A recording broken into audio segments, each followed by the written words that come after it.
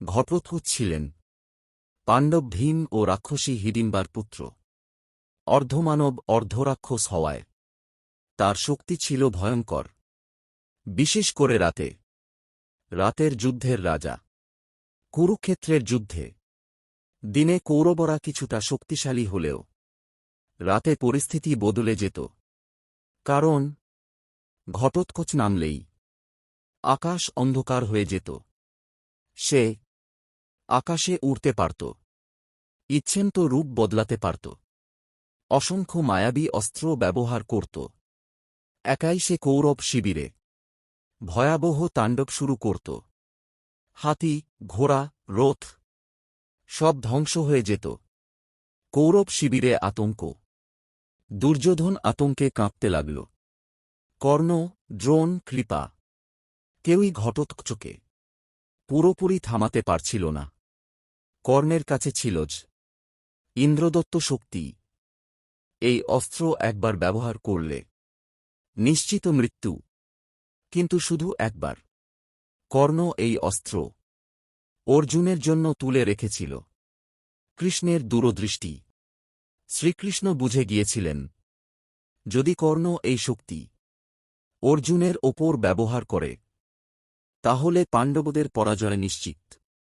তাই কৃষ্ণ ইচ্ছে করেই ঘটোৎকচকে সামনে এগিয়ে দিলেন। ঘটোৎকচ আরও ভয়ঙ্কর রূপ নিল। আকাশ থেকে আগুন, ভূমি থেকে বজ্র। দুর্যোধন চিৎকার করে বলল, কর্ণ, এখনই শক্তি ব্যবহার করো। কর্ণ বাধ্য হলেন। তিনি শক্তি নিক্ষেপ করলেন। এক মুহূর্তে ঘটোৎকচ আকাশ থেকে মাটিতে লুটিয়ে পড়লেন। মৃত্যুর সময় ঘটোৎকচের দেহ এত বিশাল রূপ নিল যে পরে কৌরব সেনার হাজারো সৈন্য, অসংখ্য হাতি ও রথ চাপা পড়ে মারা গেল।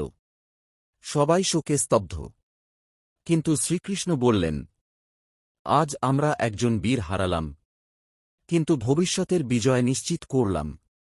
ঘটোৎকচের ত্যাগেই কর্ণের শক্তি নষ্ট হল। আর পরের দিন অর্জুন বেঁচে গেলেন। ঘটোৎকচের পুত্র ছিলেন বারবারিক, যিনি পরে পরিচিত হন খাটুশ্যামজি নামে। বারবারিক ছোটবেলা থেকেই ছিলেন অসাধারণ শক্তিশালী ও তপস্বী। তিনি দেবী দুর্গার কঠোর তপস্যা করে 3টি অলৌকিক বর লাভ করেন। 3টি অমোঘ বাণ। প্রথম বাণে শত্রু চিহ্নিত, দ্বিতীয় বাণে সব শত্রু ধ্বংস, তৃতীয় বাণে বাণ ফিরে আসবে। মানে একাই পুরো যুদ্ধ শেষ করতে পারতেন। যে পক্ষ দুর্বল তার পক্ষেই যুদ্ধ করবেন, এটাই ছিল তার প্রতিজ্ঞা। যুদ্ধে কেউ তাকে পরাজিত করতে পারবে না। কুরুক্ষেত্রে আগমন। মহাভারতের যুদ্ধ শুরু হলে বারবারিক কুরুক্ষেত্রে এলেন। তার ইচ্ছা ধর্মের পক্ষে যুদ্ধ করা। কিন্তু এখানেই সমস্যা। যেহেতু তিনি দুর্বল পক্ষের হয়ে লড়বেন, যুদ্ধের সময় যে পক্ষ দুর্বল হবে তিনি বারবার পক্ষ বদলাবেন। এতে শেষ পর্যন্ত সবাই মারা যাবে, আর একমাত্র বারবারিকই বেঁচে থাকবে। শ্রীকৃষ্ণের পরীক্ষা। শ্রীকৃষ্ণ সব বুঝে গেলেন। তিনি ব্রাহ্মণের বেশে এসে বারবারিককে জিজ্ঞেস করলেন, তুমি কার পক্ষে যুদ্ধ করবে? বারবারিক সব সত্য বললেন। তখন কৃষ্ণ বুঝলেন, বারবারিক যুদ্ধ করলে মহাভারতের উদ্দেশ্যই নষ্ট হয়ে যাবে। কারণ পাপের শাস্তি, ধর্মের প্রতিষ্ঠা, মানুষের কর্মফল কিছুই সম্পন্ন হবে না। তখন শ্রীকৃষ্ণ বললেন, যদি তুমি সত্যিই ধর্মের পক্ষে হও তবে আমাকে তোমার মস্তক দান করো। এক মুহূর্ত না ভেবে বারবারিক নিজের মাথা দান করলেন। এটাই তাঁর সবচেয়ে বড় ত্যাগ। শ্রীকৃষ্ণ বর দিলেন, যুদ্ধের পুরোটা তুমি দেখবে। কলিযুগে তুমি পূজিত হবে, আমার নামেই তুমি পরিচিত হবে। এরপর বারবারিকের মস্তক কুরুক্ষেত্রের পাহাড়ে স্থাপন করা হয়, যাতে তিনি পুরো যুদ্ধ দেখতে পারেন। বারবারিক পরিচিত হন খাটুশ্যামজি। শ্রীকৃষ্ণের কলিযুগী রূপ আজও রাজস্থানের খাটুতে তিনি ভক্তদের ইচ্ছা পূরণকারী দেবতা।